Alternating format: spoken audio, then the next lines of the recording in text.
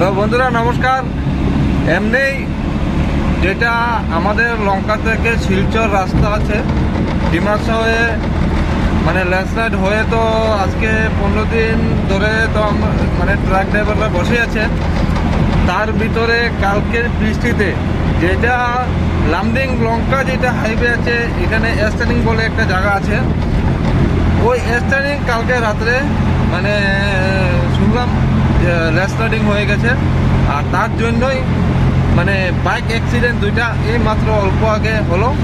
আর আমাদের থানা থেকে ফোন করেছে যে সেই গাড়িগুলি মানে উঠিয়ে আনার জন্য বাইকগুলি, মানুষ অলরেডি মেডিকেলে পৌঁছানো হয়ে গেছে। আর এখন আমি আর মিঠুন দা যাচ্ছি মানে বাইকগুলি মানে তুলে নিয়ে আসবো আর কি।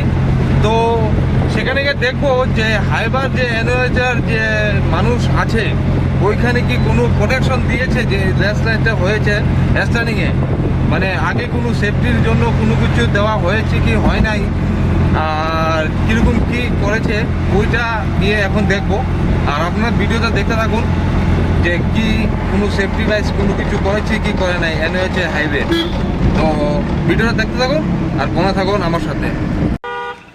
এই জিনিসটা দেখে আপনারা সবাই তো বুঝতেই পারছেন যে অ্যাক্সিডেন্টটা কেন হলো আর কিসের জন্য হলো।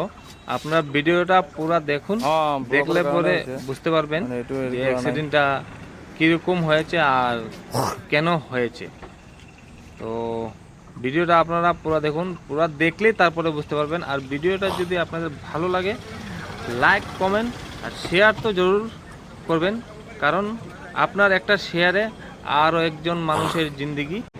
তো আপনারা যেরকম দেখছেন দেখেন, এটা হলো গিয়ে আমাদের লঙ্কা আর লামডিংয়ের রাস্তার যেটা হাইওয়ে স্টার্নিং বলে আমরা জানি, সেইটাই মানে মানে গতকাল রাতে এটা ল্যান্ডস্লাইড হয়েছে।